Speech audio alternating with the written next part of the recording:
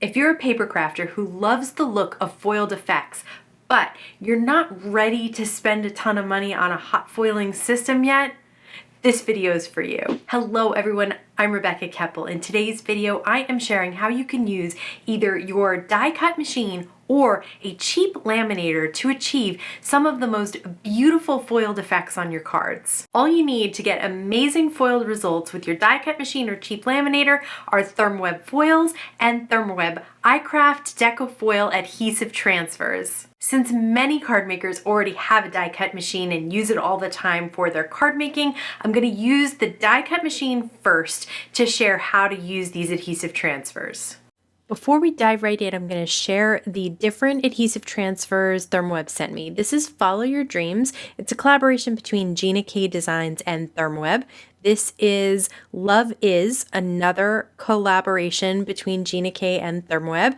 And then finally, Birthday Bliss, the last collaboration between Gina and Therm O Web. These two are a collaboration between Unity and Therm O Web. And these two foils, Silver Glitter and Gold Glitter, are also a collaboration between Unity and Therm O Web. So the first thing you want to do is pick the design that you're going to use. These come with 2 sheets of the designs in each package, and then you're going to trim around the design. I like to get generally pretty close to the edge of the design, but it doesn't have to be right up against the black. Now you'll feel as you're trimming that you're going through 2 pieces of plastic. There's like a protective piece, and then there's the piece that has the adhesive on it. So I'm going to peel off that protective piece, and I'm going to lay the other piece down on my cardstock and just press it into place gently. I'm going to do the same thing with a sentiment from the same stamp set that says happy birthday. It's a really pretty little script font there. I'm going to just tap that on. I'm using Hammermill cardstock. Okay, so this is the iCraft Deco Foil Craft and Carrier Sheets. It's 8.5 by 11 folded in half. I'm going to cut that in half so I have 2 that will fit in my die cut machine perfectly. I'm going to put that cardstock with the adhesive in my Gemini Junior, and I'm using this same sandwich that I would for a thin metal die. Now I'm going to roll back the bottom of this foil package so that the adhesive doesn't stick to the foil sheet as you pull it out of the package, but you'll still have that adhesive so that you can close it up. That's why I don't like to cut it off. So I'm going to cut a piece that's just a little bit larger than the area that I want to cover up, just to make sure that everything gets covered. You can go smaller if you want. You can go 2 pieces. And then I'm going to peel off the protective layer on top. So remember, we had 2 pieces of plastic, 1 underneath and 1 on top. Now I'm peeling off the one that's on top, and what's left is the adhesive itself on the cardstock in the shape of the cake and the sentiment. I'm going to lay my foil down with the color side facing up towards me. I'm going to place it back into that carrier sheet, back into my die cut machine, same exact sandwich. And once I do that and run it through, and I only ran it through once, the pressure is going to apply the foil down to the adhesive and transfer it to that adhesive. Super simple, super easy, and check that out. I had a little teeny tiny spot that I missed on the edge, so I just used my fingernail to rub it back in. But check this out. It is gorgeous foil in a matter of minutes. No heating anything up, no waiting for a laminator even. Just run it through your die cut machine. Okay, so I am going to cut out one of the Unity sentiments. I did want to share that you can use white cardstock like I used the Hammermill, that's 100 pound. And then I'm going to use some even lighter weight cardstock from the Stamp Market, that's about 80 pound.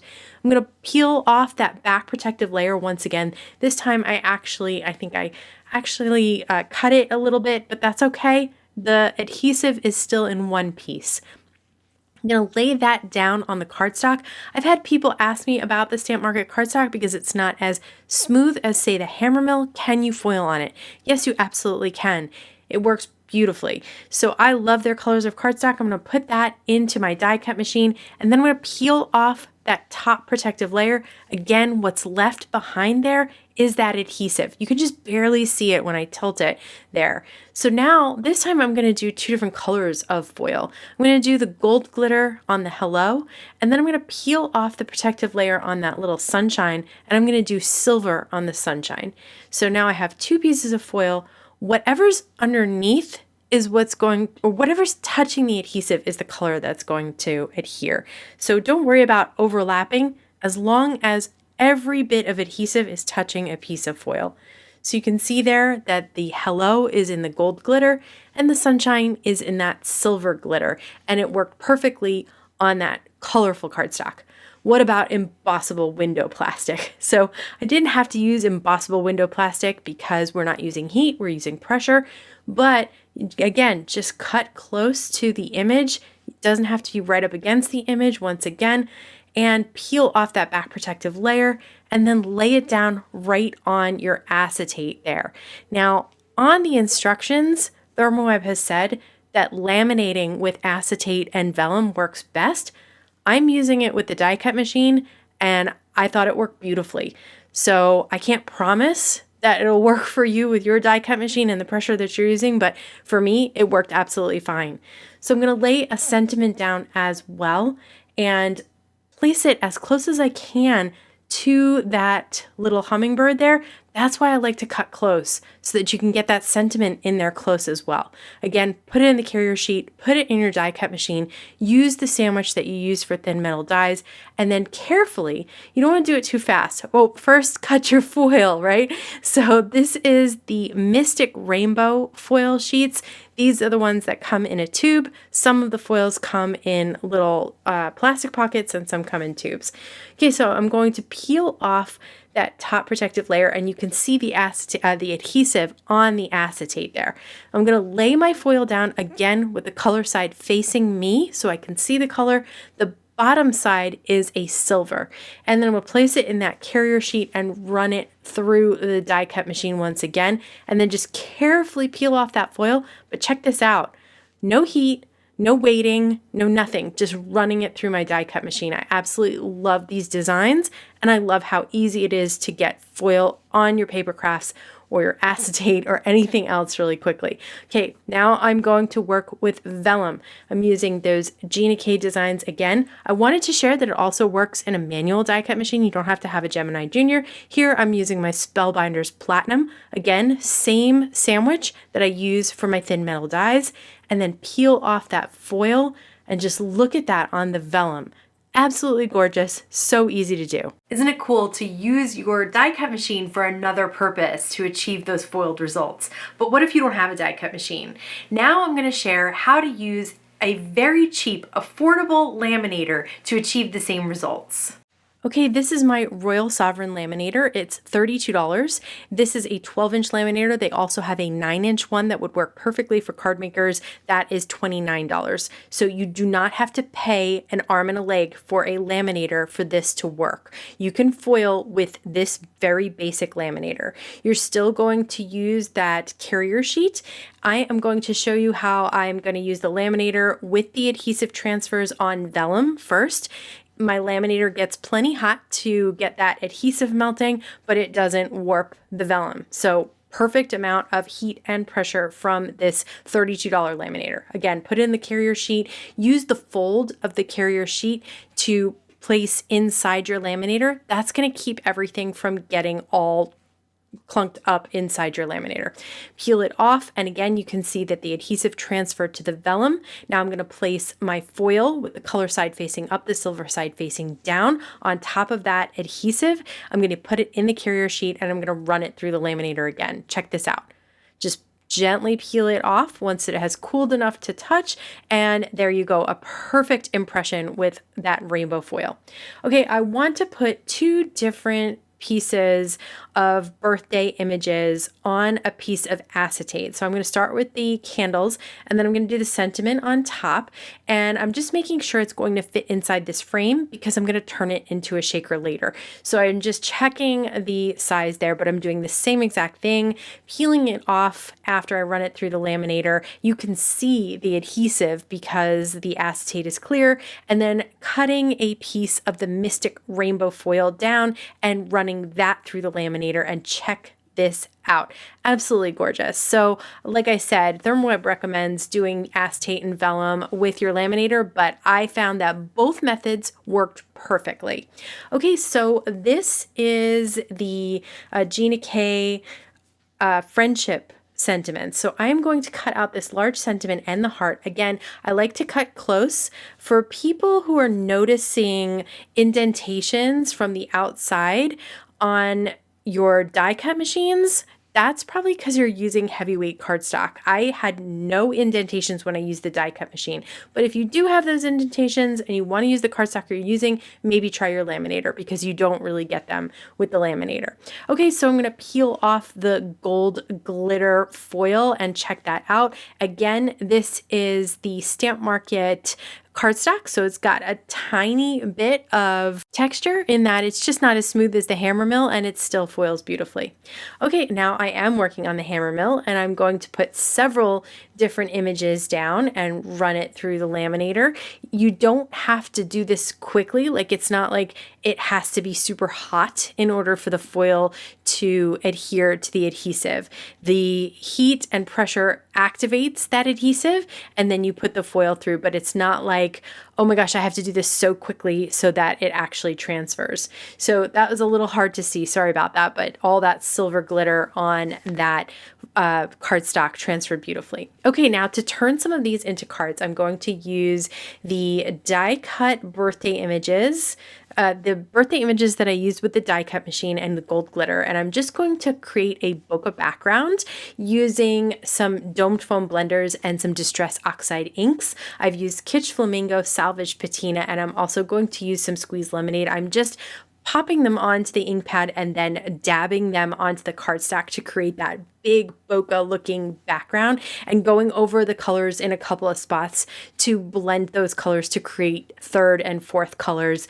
But this is just a really easy, fun inked background that you can create with the domed foam, or even just the regular circular foam if you already have them. If a little ink gets on there, just rub it off very gently with a dry towel. And that was the fastest foiling I've ever done, I know.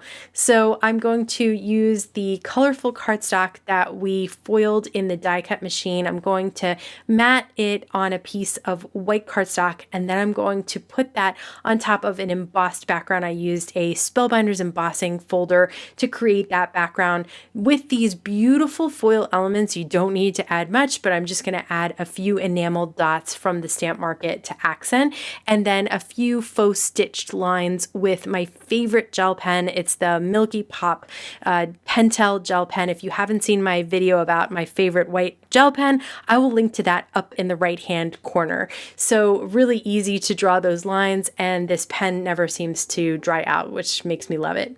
For the next card, I'm going to use Waffle Flowers blanket stitch die. I am cutting out the center, that rectangle, so that I can use this as a frame for a shaker. So you can see I'm just following along the blanket stitch that is a faux stitching from the die to cut out the center rectangle so that I have a perfect little scalloped and kind of stitched frame to create my shaker window. So I'm just going to put some memory runner tape behind that little frame and then lay it on top of my foiled hummingbird.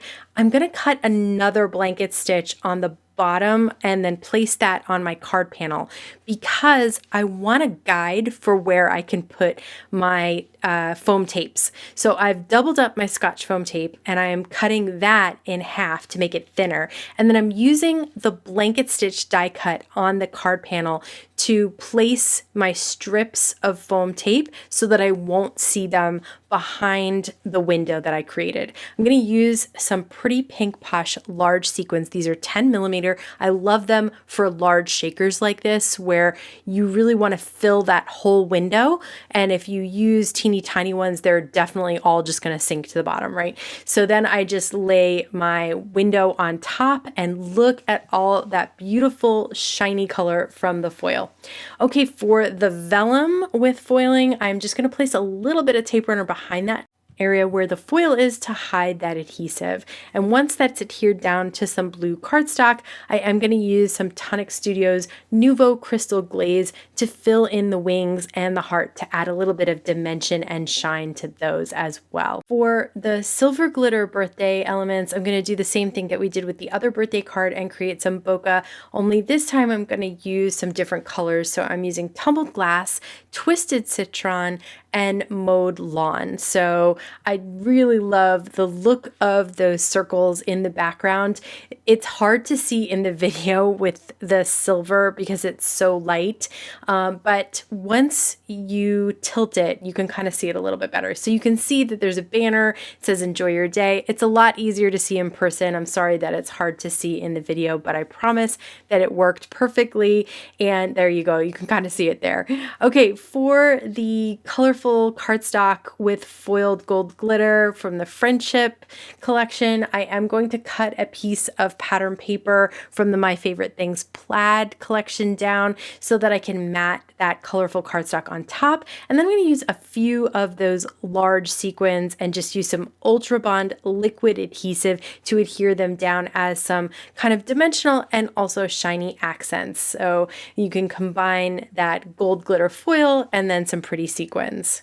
Okay, for another shaker card, this time I'm going to use Waffle Flowers Picture Frames die. Now, this is a great die, the largest one in the set, especially because it is the perfect size for foam tape behind it. So it makes a really easy rectangular shaker. What's cool is you can't see it again in the video, but it's got kind of the metered edges in the corners, so it looks like an actual picture frame.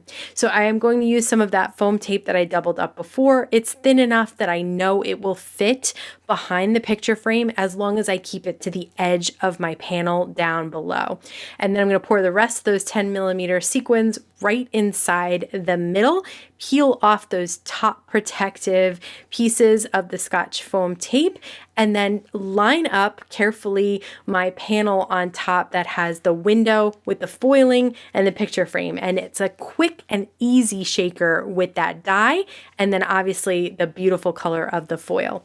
Okay, for this card, I am going to be using the vellum with some of the images on it. I've cut down a piece of pattern paper from the Stamp Market's Stripe Basics and matted it on some white cardstock and again hid that adhesive behind those foiled elements. So just a little bit here and there behind those foiled elements on the vellum, and it just creates a really nice soft center where you can still see the stripes but not as much because you have that beautiful butterfly and sentiment. Whether you have a hot foiling system or not, I hope that you can see that these adhesive transfers are quick and easy to use and add tons of shine and foil to your paper crafts. If you want to learn about more Therm O Web products that will help you foil with or without a laminator, I have a whole video over here. If you like new product reviews, card making tips, tricks, and techniques, please like this video, subscribe to my channel, and don't forget to hit the bell so you can be notified every single time I have a new video available. As always, I want to thank you so much for spending time with me today. Please stay safe, stay healthy, and I'll see you again soon. No, it's good. If you're a paper it's not great. It's not great. Not a great way to start. It's really not. All you need to adhere, okay. So close.